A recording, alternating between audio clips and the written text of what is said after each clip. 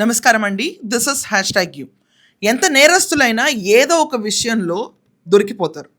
అంటే మనం అపరిమితమైన మేధావితనం మనం వాడుతున్నాం అనుకుంటారు కానీ, చాలా చిన్న విషయాలు పట్టించుకోవడం మానేస్తారు. సో, అదే రీతిలో రూపారెడ్డి మర్డర్ మిస్టరీలో పోలీసులకి ఎలా అంతు చిక్కింది. అసలు మొన్నటిదాకా కుటుంబ సభ్యులు అన్నారు, వాళ్ళ హస్బెండ్‌ని రిమాండ్‌లోకి తీసుకున్నారు. అతని ల్యాప్‌టాప్, సెల్ ఫోన్ సోదాలు చేశారు. ఇది కాకుండా 100 మందిని పైగా విచారించారు. కానీ ఈ నలుగురు స్టూడెంట్సే 10th క్లాస్ చదువుతున్న ఈ నలుగురు విద్యార్థులే 2 తాండాల నుంచి వచ్చి ఇక్కడ ప్రిన్సిపల్ రూపారెడ్డిని మర్డర్ చేశారని ఎలా కనుక్కున్నారు. ఇది అందరికీ అర్థం కావాల్సిన విషయం. రూపారెడ్డి పనిచేస్తున్న స్కూల్లో ఆవిడ ప్రిన్సిపల్ అవడంతో ఫీజు కలెక్షన్ డబ్బులంతా ఈవిడ దగ్గరే ఉండేవంట. ఆ రోజు మంగళవారం ఆవిడ కలెక్ట్ అయిన ఫీజు అంతా కలిపి 4 నుంచి 5 లక్షల రూపాయల ఫీజు ఆవిడ బ్యాగ్లో పెట్టుకుని ఇంటికి వచ్చిందంట. ఇంటికి రిలేటివ్స్ ఫ్రెండ్స్ వస్తారని చెప్పి వచ్చారు, కానీ అక్కడ ఎవరు రాలేదు. కనీసం వాళ్ళు వచ్చినా ఆవిడ హత్య జరిగిందని కనీసం ఆ రోజే నిర్ధారించి బయటకు వచ్చేది వార్త. అది జరగలేదు. గంజాయి మొత్తులో ఇక్కడ ఒక యువకుడు బయట రెక్కీ చేస్తా నుంచున్నాడంట. ఇది కాకుండా ముగ్గురు యువకులు ఇంటి లోపల చొరపడి 5 గంటల 45 నిమిషాల కంటే 9 నిమిషాల్లో పనవ చేశారని చెప్తున్నారు. మొన్నటిదాకా 40 నిమిషాలు పట్టింది కత్తిపోట్లు అని చెప్పారు. But let us see police వాళ్ళు ఏం చెప్తే అదే మనం చెప్పాలి ఈరోజు. సో 9 నిమిషాల్లో ఆవిడ్ని బ్లేడ్తోనూ కత్తితోనూ పొడి చేశారంట. దానికి గ్లౌజులు కూడా వాడారు. ఆ గ్లౌజులు చెట్టు త్వరలో కొంచెం దూరంలో ఉన్న చెట్టు త్వరలో వాళ్ళు పెట్టారు. పెట్టిన తర్వాత అది పోలీసులు కూడా పట్టుకున్నారు. ఎక్కడో డౌట్ వచ్చింది, ఫీజు కలెక్ట్ చేశారు కదా, ఆ డబ్బులు ఏమైనాయి అని. అప్పుడు ఆరా తీసి దాని తర్వాత స్టూడెంట్స్ కొంతమంది గంజాయి ముఠా గురించి, స్కూల్లో జరిగిన గొడవ గురించి తెలుసుకున్న పోలీసులు ఈ 2 తాండాల్లోంచి 3 స్టూడెంట్స్ని సరెండర్ చేసుకున్నారు, కస్టడీలో ఉంచుకున్నారు. ఒక స్టూడెంట్ మాత్రం ఇబ్రహీంపట్నంలో పారిపోయాడు.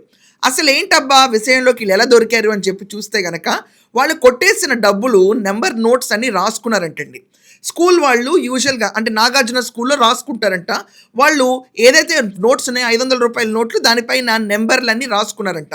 సో ఆ వాడేటప్పుడు అత్యుత్సాహంతో ఆ డబ్బులు కొట్టేసేటప్పుడు దానిపైన రక్త మరకలు కూడా అంటినాయి. వీళ్ళు ఎంత గ్లౌజులు వేసి చేసినా పట్టుకునేటప్పుడు క్యాష్కి రక్తం అంటుతుంది కదండి. 27 పోట్లు బ్లేడ్తోనూ కత్తితోనూ అతి కిరాతకంగా 10th క్లాస్ స్టూడెంట్స్ పొడిచారంటే గంజాయి మొత్తులో ఉన్న వాళ్ళకి అసలు వాళ్ళు ఏం చేస్తారో అర్థం కాదు. బేసిక్ అంటే ఇంత మర్డర్ చేసేటప్పుడు వాళ్ళు కాషియస్గా కూడా ఉండరు. సో అలాంటి పరిస్థితుల్లో వాళ్ళు రూపారెడ్డిని 27 సార్లు పొడిసి ఆవిడ చేతిలో ఉన్న మొబైల్ ఫోన్ ఏదైతే వీళ్ళు గంజాయి తీసుకుంటున్నప్పుడు ఆవిడ వీడియోస్ కొన్ని ఉన్నాయంట ఫోన్లో, ఆ ఫోన్ కోసం ఎట్ ద సేమ్ టైం అక్కడ డబ్బులు ఆవిడ పర్సులో 4-5 లక్షలు ఉన్నట్టుని అదే చేతులతో పట్టుకుని వెళ్ళిపోయి బయట ఒక రెక్కీ కోసం ఉంచాడు కదండి, అతనికి అప్పచెప్పారంట. అప్పచెప్పి ఎవరి దారిని వాళ్ళు పారిపోయారు. ఈ గంజాయి ముఠాలో బయట వెయిట్ చేసిన క్యాండిడేట్ స్టూడెంట్ ఆ డబ్బులు తీసుకెళ్ళి బయట ఎక్కడో ఏదో కొనుక్కుందామని చూసినప్పుడు ఏంటి రక్తపు మరకలు అని చెప్పి డౌట్ వచ్చి రూపారెడ్డి మర్డర్ జరిగింది కదా, ఇదే సిచ్యువేషన్ ఏమో అని వాళ్ళు తీసుకెళ్ళిపోయి పోలీసులు సరెండర్ చేస్తే ఎవరిచ్చారు ఏంటనే విషయం పైన సీసీటీవీలో అయితే మొత్తం కథ బయటకు వచ్చింది.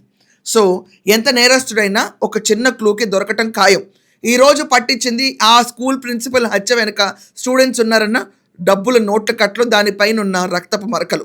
ఇది కాకుండా ఒక క్యాండిడేట్ మాత్రం తప్పించుకుని తిరుగుతున్నాడు.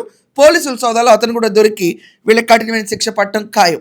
సో మీ అందరి ఒపీనియన్ ఏంటి? ఇలా ఎలా చిక్కిపోయారు? దీని గురించి ఖచ్చితంగా మీరు కమెంట్స్ రాయండి. That's all for now. Thank you.